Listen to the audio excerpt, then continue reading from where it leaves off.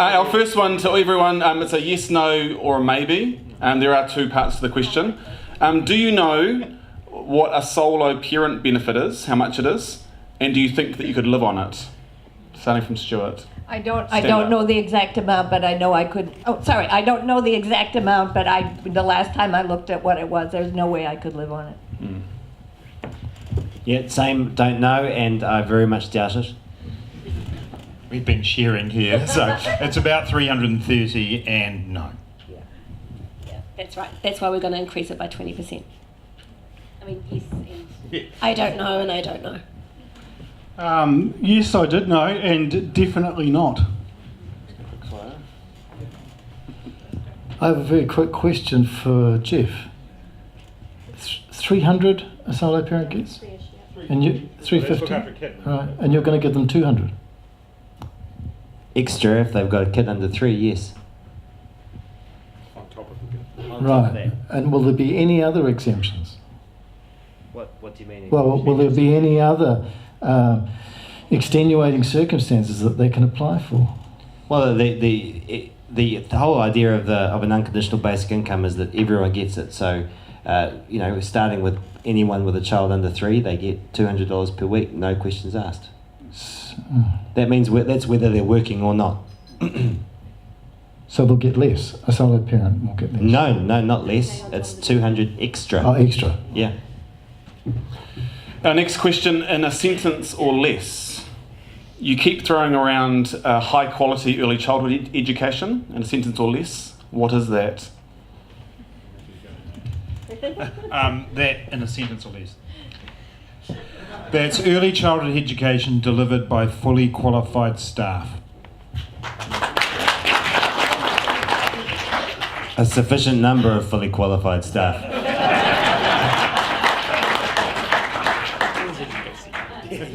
I think it's teaching little kids to be creative and innovative. Fully qualified teachers that empower our young people to grow. The Green Party. Do you want to go, Stuart? Victoria's still thinking, that's what she means. Hey, I can't think of anything to add to pay staff that are trained, qualified, credentialed in early childhood development. I guess the only other thing would be accessible and inclusive, because a lot of the kids in early childhood education don't have access to disability support. It's a long sentence. Yeah. This is already a very long sentence. Yeah. So inclusive and accessible, and that it's affordable and inclusive, so it's available for all kids with disabilities. Thank you for those 3 paragraphs. Now, our final question before we go to the floor. This is only for the males, it's a sexist question, but it's only for the males. And all 3 have to answer. What are your plans for children in the future? And do you think this will impede on your career prospects?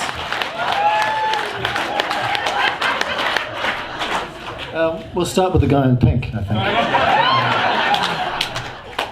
I would much rather have children than go anywhere near Parliament, but I lack the sufficient... Thank you, Jeff.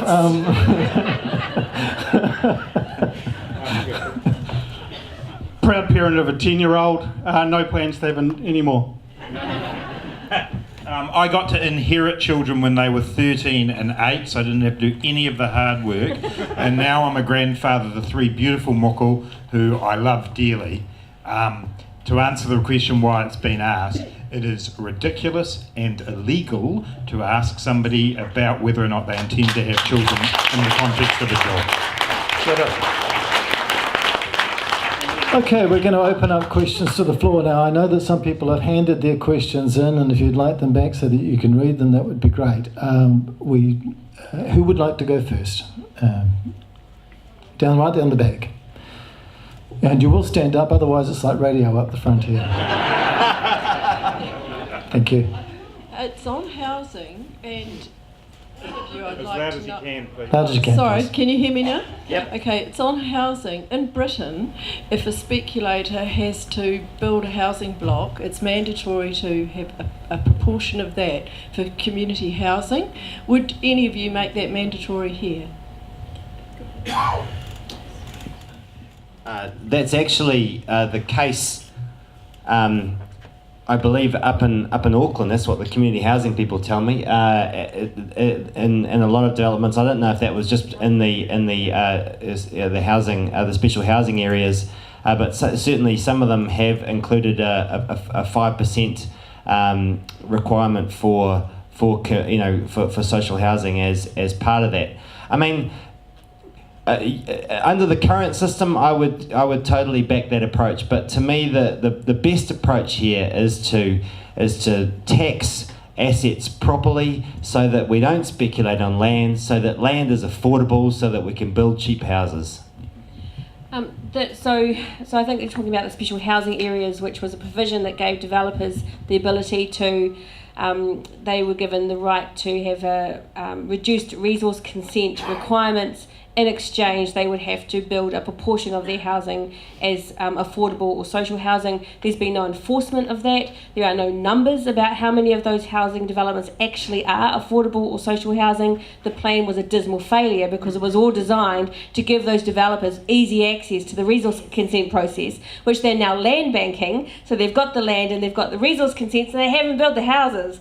So if you're going to do it, it has to actually be broad and very clear and absolutely enforced, because otherwise you're just allowing people to make a great deal of money and other people to remain unhoused and homeless. Yeah. Have I got a policy for you? It's called the Affordable Housing Authority, and you can have a look at the detail of it on our website, but essentially it does what you're aiming for. It says that if we're going to develop and we're going to work with people to create good quality urban environments, then we will require that includes social housing, affordable housing. We've already shown how we're going to do this in various parts of New Zealand as well. But the Affordable Housing Authority uses the government to get alongside iwi, to get alongside city and local councils, to get alongside private developers and say, actually, we'll make this easier, but we do want you to be providing social housing. Only 5% of the housing built in the last 10 years has been what we would call affordable, and as Bryan's pointed out already, that's a pretty high bar in itself. We're only going to solve this if the state's involved in making it happen. Can I just say something about the social housing thing? I've actually been working on a documentary on housing, which is sitting on a shelf at TV3 at the moment. And I didn't do it in the documentary, but I thoroughly investigated one of these social housing, one of these special housing projects in Auckland.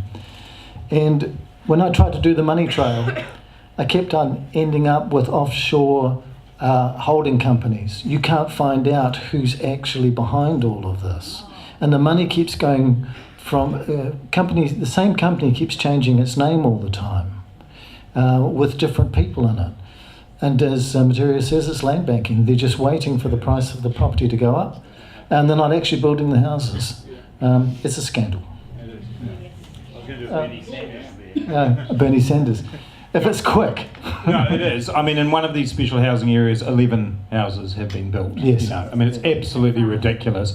And, you know, this was my Bernie Sanders thing I was going to say before. Can I just have a 30-second rant? Yep. I get really frustrated. Because of the job I've got as finance spokesperson, I do meetings like this all around New Zealand. Invariably, the National Party don't show up. And the ACT Party's here, and I might disagree with 90% of what you've said, but you're here. The National Party's not. This is my first political debate, so I've come here. I've jumped in with you guys. I know we all see very differently, but I'm happy to be here. And even though you all disagree with me, sometimes I got thrown into the streets of West Auckland. I've now been thrown in here, so you learn fast. So thank you. I want to say that, but I want to say that and Annika's right, pretty much everyone here agrees with the other parties who are here. So this is my challenge to you, and I do this when I get the chance at all these sorts of meetings, is you all know people who vote for National. I want you to go out from here tonight and say to them, your people don't show up.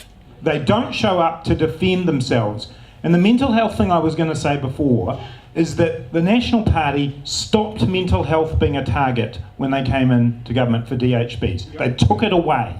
So if they were here tonight, I would be pointing at them and saying, why did you do that?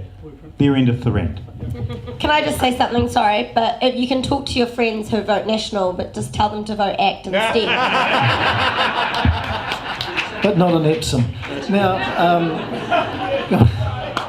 can we, that was one question, all right? Okay, so how are we going for time? Next question, please. Kia ora everyone, mine is an education question.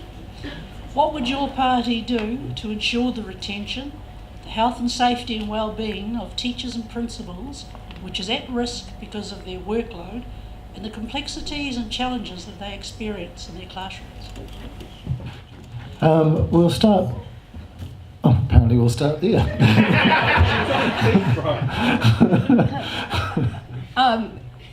The Green Party would alter the way that education is currently funded so that it would all be centrally funded, both education services and support staff services, so that our school principals are no longer in a position that they have to choose between fixing a leaky roof and paying a support staff to look after their disabled students.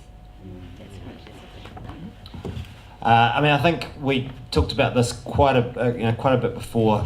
I come from a teaching family. I have a lot of mates who are teachers, and the number one issue for them is just the amount of time that they are doing assessment, and it's crazy. You can't make a pig fatter by weighing it.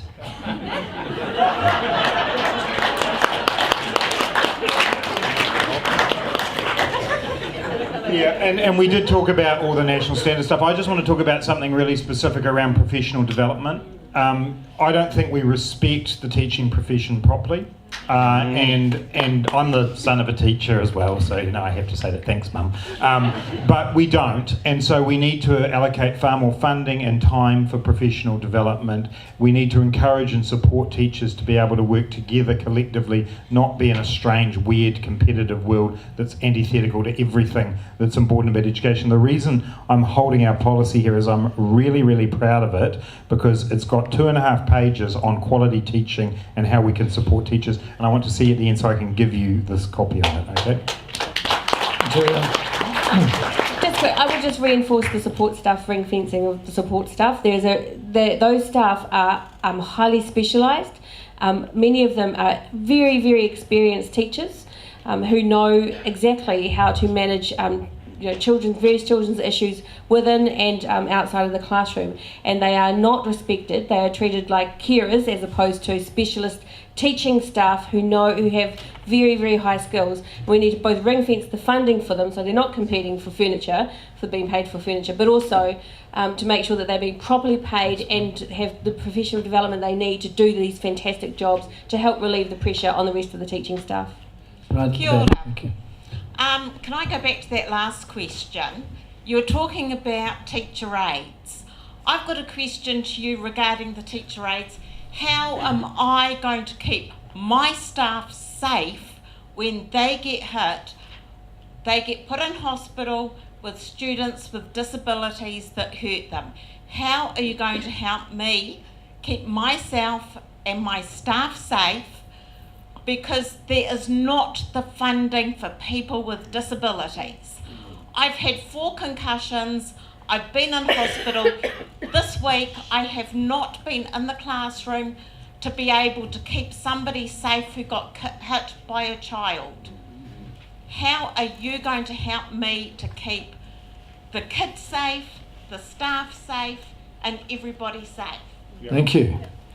As a child and adolescent psychiatrist, I see this as a basic failure of our mental health system, because there was a point in time where the mental health system worked very closely with the schools so that there would be a mental health worker in that classroom to assist you in managing the disabled child. That simply isn't possible with the cuts in funding that we've experienced. Yeah, just to build on that answer, again, just to go back to the one that, a lot of the stuff that Nikki was talking about at the start of the night, there's very good evidence that the best time to treat mental health illnesses is as early as possible, and we can actually prevent those. You'll save a lot of money later on in life by dealing with them early. But the other point I'd make about funding for schools in general is, again, every school has to do its own books.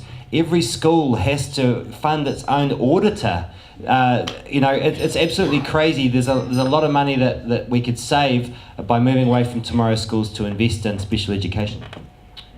Yeah, and endorse that. And in terms of your specific issue, and you'll know this, when the special ed service was set up in the late 1980s, early 1990s, it was meant to fund for 3% of the school population. It has never been funded for more than 1%. So ultimately, we have to get more money in to support you, to provide more support, safer environments. We also have to support students with high needs in early childhood education, so we're dealing with some of the issues before they get there. But we don't do that, as the current government has proposed, by robbing Peter to pay Paul. You've actually got to do it across the whole system. It's also in the big education manifesto that we're going to do that too. Material. Yeah, so it's a mixture of things. The properly trained and well remunerated support staff, because they have the skills to deal with kids.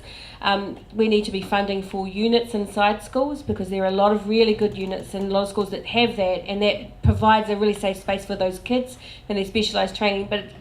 But it is, but in the ones that I've seen, actually it's really worked, because it helps to build inclusion, but it gives those places, those teachers and those kids a place to be that is safe for them. But Grant is fundamentally right. We have to decide that we will fund for the education for each of our children. It's in the law.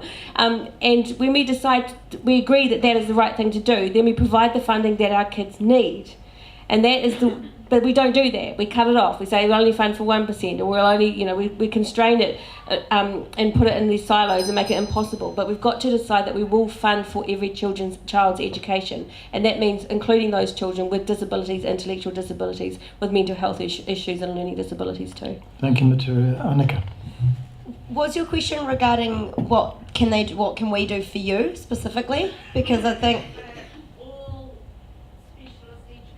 yeah. So not just the students, but you specifically. So I believe that you need more funding so you can get the proper training to be able to deal with the students. Yeah. And Corey.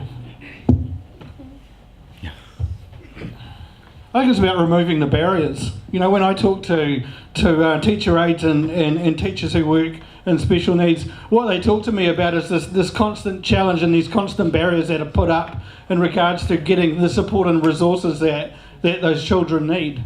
And so we need to remove those barriers and ensure that the support's there, and that the resourcing's there, and that the funding's there.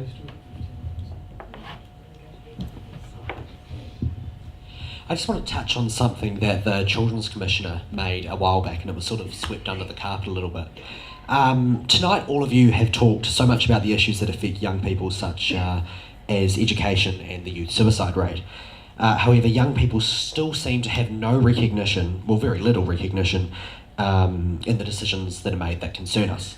As someone who experiences both the education system and the mental health system firsthand, I'm extremely knowledgeable of how it works and the flaws that riddle it. To all of the candidates, what is your policy on lowering the voting age and making teaching civics compulsory so us young people have more recognition? Good question. I think we'll start with Corey. We'll go this way. Okay. Oh, I think we need civics in school. It's incredibly important to learn and understand about our communities and about our country. I'm not sure about the lowering of the voting age. Actually, I'll leave that one to Grant. Yeah, I agree. I personally think we should lower. I'm not actually quite sure how ACT feels on this, but I personally think that we need to lower it, because young people we need to encourage more young people, not just from 18, but from 13, to be involved in politics and to take a stand in our future and where it's going to go. So yay, we agree.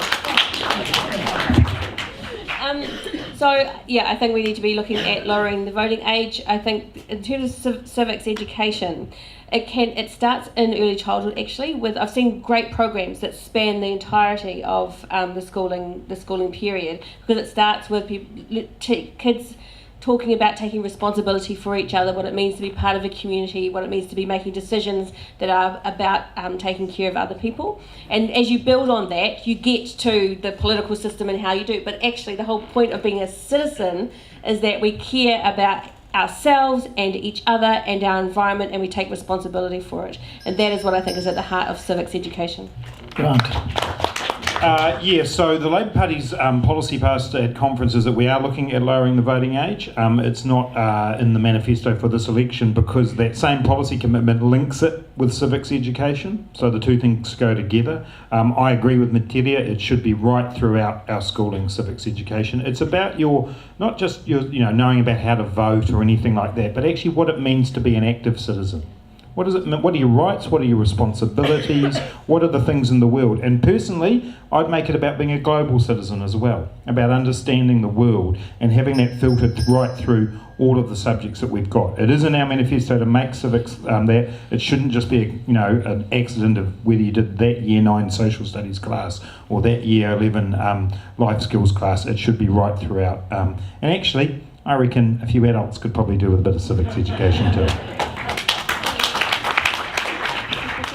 Yes, lower the voting age, yes, civics education, but we would actually go further. If we're going to honour the Treaty of Waitangi, Article 2 is all about rangatiratanga.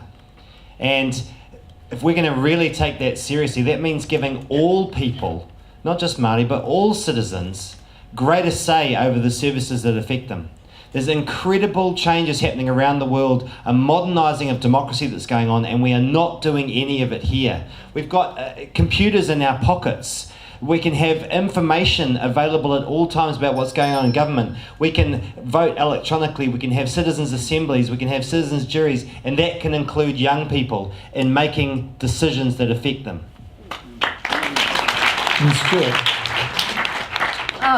The last time I researched lowering the voting age to 16, I discovered there's something already like 15 countries in the world that allow kids to vote when they're 16. Personally, I feel that if you work and you pay taxes, you should have the right to vote. I think people can tell from my accent that I'm from the United States, and that's a very fundamental principle, is that you shouldn't have taxation without representation. Stuart, we all thought you were from Wales. Question down the back. Hi, I was just wondering if any parties would support... Could you speak right into the microphone? As a mother of an 18-year-old, and I've been involved with lots and lots of kids over the years, teenagers especially, I was just wondering if any parties would support a 24-hour service for not only teenagers but for parents that are just at a loss for, it's not always between 9 and 5 that you need support, and just wondering if anyone would do that. Did you hear the question? Yeah. Okay. There was Parent Line, and I'm not sure of its exact status at the moment, but because it got also they merged everything into one line. So look, I don't want to give a long answer. In principle, yes, those services should be there, and particularly things I know you've asked about parents, but the struggle around Youth Line and the incredible effort they've had to go to try and raise money for themselves. And I used to have a little bit to do with them when I was a lot younger. I would like to see that. Yeah. I agree with Grant. Okay.